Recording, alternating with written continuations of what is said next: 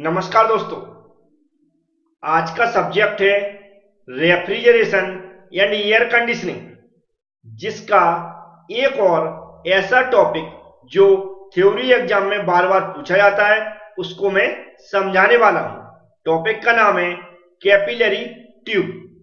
Capillary tube का उपयोग refrigerator के अंदर कहां पर होता है और यह वहां पर कैसे वर्क करती है, क्या इसका फंक्शन होता है, इस सब कुछ समझने वाले हैं। आपको सिर्फ वीडियो पूरा देखना है और जो भी मैं समझाता हूं उसको ध्यान से सुनना है। रेफ्रिजरेशन एंड एयर कंडीशनिंग का मैं सिलेबस कंप्लीट करवा चुका हूं, उसको आप देखना चाहते हैं तो आरएसी के नाम से हमने यूट्यूब पर एक प्लेलिस्ट बना दी है। उस प्लेलिस्ट में जाकर सभी टॉपिक चेक कर सकते हैं।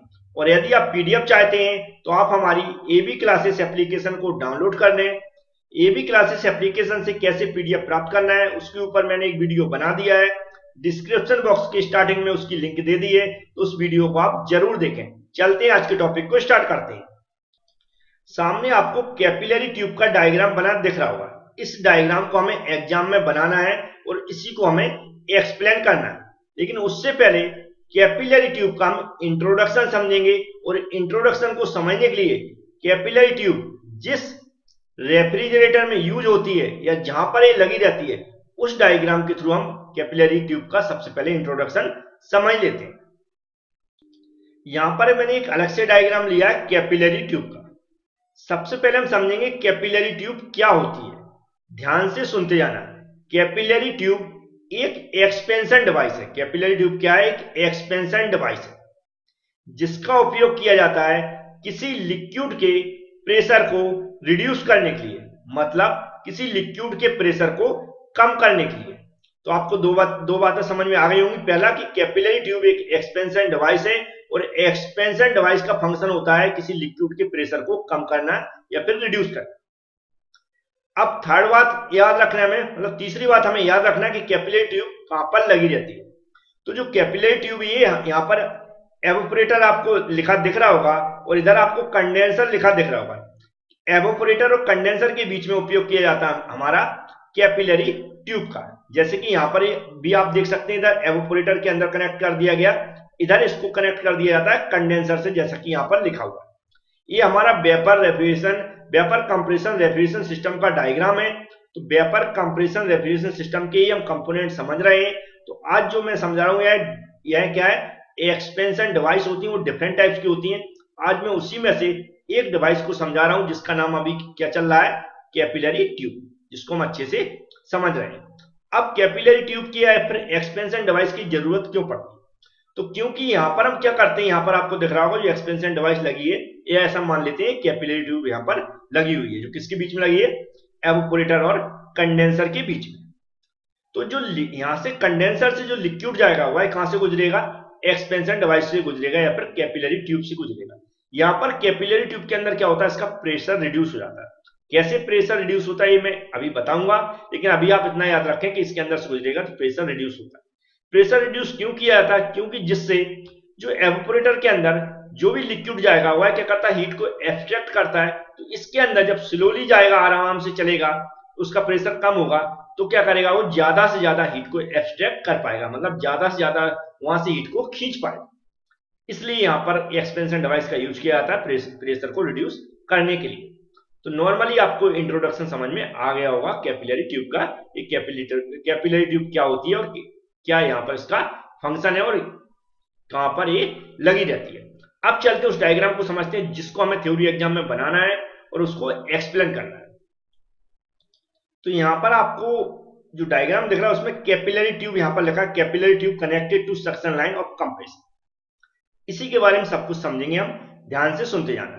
नॉर्मली जो यहाँ पर कंपोनेंट लगे हैं उनका तो आप इंट्रोडक्शन समझते होंगे। कंप्रेसर का उपयोग होता है यहाँ पर जो भी वेपर आती है उसके प्रेशर को क्या करना? बढ़ाना, मतलब इंक्रीज करना, कंप्रेस करना। और कंडेंसर का उपयोग होता है जो भी यहाँ पर वेपर है, जो भी हम लिक्विड यहाँ पर यूज करेंगे, रेफ्रिजरेंट यूज करेंगे, उसकी वेपर को फिर से लिक्विड में कन्वर्ट करना। यहाँ पर लगा स्टेनर, लगा स्टेनर का मतलब है यहाँ पर जो भी कंडेंसर के बाद यहाँ पर जो लिक्विड निकलेगा कैपिलरी ट्यूब के अंदर जाएगा, वह उसको क्या करेगा? छान देगा, कचरा वगैरह सब कुछ कम कर देगा। ठीक है, वह फिर कहां? कैपिलरी ट्यूब के अंदर से जाएगी। कैपिलरी ट्यूब का यहाँ पर फंक्शन क्या है? जो भी लिक्विड यहां से निकलेगा कंडेंसर के बाद, जो कैपिलरी ट्यूब के अंदर से जाएगा वो यहां से निकलेगा, जब कैसा होगा उसका प्रेशर एकदम कम हो जाएगा। एवोपरेटर के अंदर प्रेशर, जो लो प्रेशर लिक्विड यहाँ इसके अंदर से गुजरेगा तो क्या होगा, वह एवोपरेटर के अंदर जो भी इसके इन्वायरमेंट में जो भी वस्तुएं रखी होंगी उसकी हीट को एक्सट्रैक्ट करेगा, मतलब खींच लेगा अपनी ओर, और वह फिर से वेपर में कन्वर्ट हो जाएगा। तो यहाँ पर मैं लिखना भूल गया, ये एक्यूमुलेटर क्या है, एक्यूमुलेटर। एक्यूमुलेटर का जो फंक्शन होता है वह जब क्या करता है, ये जो आगे वेपर को भेजेगा वह कांस्टेंट रूप से भेजता है, मतलब कि जितनी रिक्वायरमेंट होता है उसके हिसाब से भेजता है, जिससे कि जो कंप्रेसर यहाँ पर लगा हुआ है यह सुरक्षित रहे, एकदम से वेपर की क्वांटिटी यहाँ पर ज्यादा से ज्यादा ना पहुंच जाए। तो रिक्वायरमेंट के अकॉर्डिंग क्या होता है, जो एक्यूमुलेटर लगा हुआ है वो यहाँ पर जो भी वेपर है उसको रिलीज करता है। ठीक है, समझ में आया। जो सिर्फ एक्यूमुलेटर का यूज किया जाता है, कंप्रेसर है उसको डैमेज होने से बचाने के लिए, कि ज्यादा से ज्यादा एकदम से यहाँ पर वेपर ना पहुंच जाए, तो ये क्या करता है, एक्यूमुलेटर यहाँ पर स्टोर होती रहती है वेपर, और उसको धीमे धीमे रिलीज करता रहता है रिक्वायरमेंट के अकॉर्डिंग। तो ये थे नॉर्मल जो यहाँ पर कंपोनेंट लगे हुए उनका इंट्रोडक्शन। अब सबसे पहले हम समझने वाले हैं कैपिलरी ट्यूब के बारे में। कैपिलरी ट्यूब ऐसे यूनिट के अंदर यूज होती है जो लगभग आधे टन से 2.5 टन की कैपेसिटी की होती है। आधे टन से 2.5 टन की कैपेसिटी की होती है, उनके अंदर हम कैपिलरी ट्यूब का उपयोग करते हैं। सेकंड समझना है कि यह किस प्रिंसिपल पर वर्क करती है, तो इसको ध्यान से समझें। जो कैपिलरी ट्यूब के अंदर हम प्रेशर रिड्यूस करते हैं, यह फ्रिक्शन के सिद्धांत पर काम करती है, जिसके फ्रिक्शन के प्रिंसिपल पर काम करती है। फ्रिक्शन के प्रिंसिपल का मतलब क्या होता है, कैपिलरी ट्यूब की जो लेंथ होती है वह हम अधिक बनाते हैं डायमीटर की तुलना में, मतलब डायमीटर इसका कम से कम रखते हैं, इसकी लेंथ हम ज्यादा से ज्यादा रखते हैं। इसका मतलब क्या होता है, जब ये जो भी हम ट्यूब यूज कर रहे हैं इसकी लेंथ अधिक है और डायमीटर कम है, उसके अंदर से जब लिक्विड निकलेगा तो लिक्विड का कांटेक्ट किससे होता है, पाइप से होता है। मतलब पाइप के बीच में या जो ट्यूब है उसके बीच में और लिक्विड के बीच में, एक दूसरे के बीच में क्या होता है, फ्रिक्शन होता है।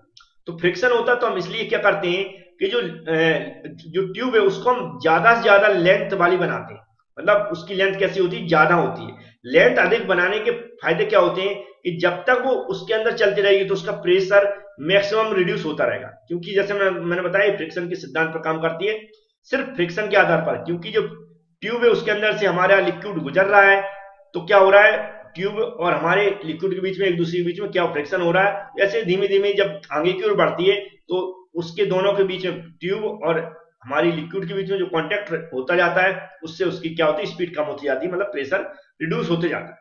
तो ये समझ में फ्रिक्शन के सिद्धांत पर कैसे काम करता है समझ में आ गया। अब जैसे मैंने बताया, इसकी जो लेंथ है रिक्वायरमेंट के अकॉर्डिंग रखी जाती है कि हमें कितना प्रेशर रिड्यूस करना है, उसके अकॉर्डिंग इसकी लेंथ रखी जाती है। और डायमीटर हमेशा क्या रहता है, बहुत कम रखा जाता है। डायमीटर कम क्यों रखा जाता है, क्योंकि लिक्विड और जो हमारा ट्यूब है उसके बीच में फ्रिक्शन ज्यादा से ज्यादा हो सके। लेंथ इसलिए लंबी रखी जाती है जिससे वह ज्यादा से ज्यादा जब ट्रेवल करेगी पाइप के अंदर या ट्यूब के अंदर, तो उसका प्रेशर ज्यादा से ज्यादा कम हो जाएगा, या फिर जितनी दूर तक जाएगी उतना ही उसका अधिक प्रेशर कम हो जाएगा। तो प्रेशर की हमें कितनी रिक्वायरमेंट है कम से कम, उसके हिसाब से हम इसकी लेंथ को लेते हैं। तो ये समझ में आ गया होगा। दूसरा क्या होता है, जो कैपिलरी ट्यूब है इसको हम किससे, जो हमारी सक्शन लाइन है, क्या होती है सक्शन लाइन है, इससे हम कनेक्ट कर देते हैं।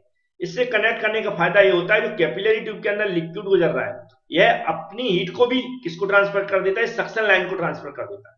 इसको इस सक्शन लाइन को अपनी हीट को त्याग देता है, जिससे वह जो वेपर यहां से निकल रही वह वेपर है, वह वेपर लिक्विड में कन्वर्ट ना हो, वह वेपर की वेपर ही रहे, और वह अपना टेम्परेचर इससे यहां से जो लिक्विड गुजर रहा है वह अपना गेन कर सके, मतलब इससे खींच सके।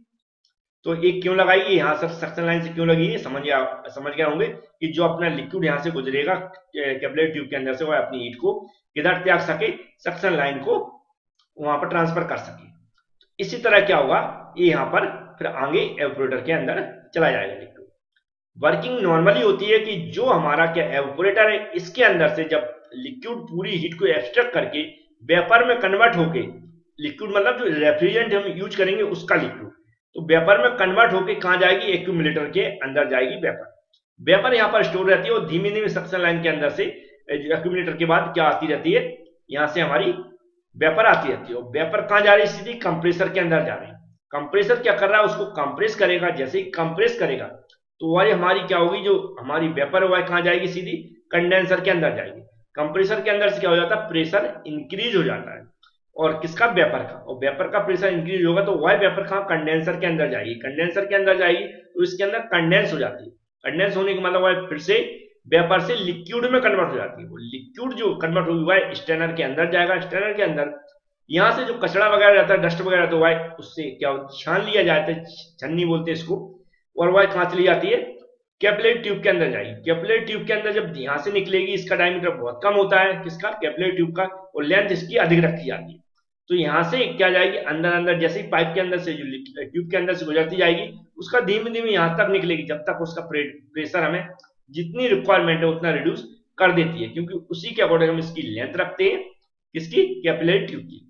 और वह फिर से कहाँ, एवापोरेटर के अंदर चली जाएगी। इस तरह कैपिलरी ट्यूब यहाँ पर काम करती है। क्या काम करती है, प्रेशर को रिड्यूस करने का। कैपिलरी ट्यूब क्या है कि एक्सपेंशन डिवाइस है जिसका फंक्शन है प्रेशर को रिड्यूस करना। और जो फ्रिक्शन के सिद्धांत पर काम करती है। फ्रिक्शन का सिद्धांत का मतलब होता है कैपिलरी ट्यूब के अंदर जो लिक्विड गुजर रहा है वह कैपिलरी ट्यूब और लिक्विड के बीच में जो कांटेक्ट होता है उसी को हम क्या बोलते हैं, एक दूसरे के बीच में फ्रिक्शन होना। और जितनी ज्यादा ये लेंथ ट्रेवल करती है उतना ही इसका क्या होता है, प्रेशर रिड्यूस होता है। इसलिए इसका डायमीटर कम रखा जाता है और लेंथ अधिक रखी जाती है। उम्मीद है आपको सब कुछ समझ में आ गया होगा। Thank you friends.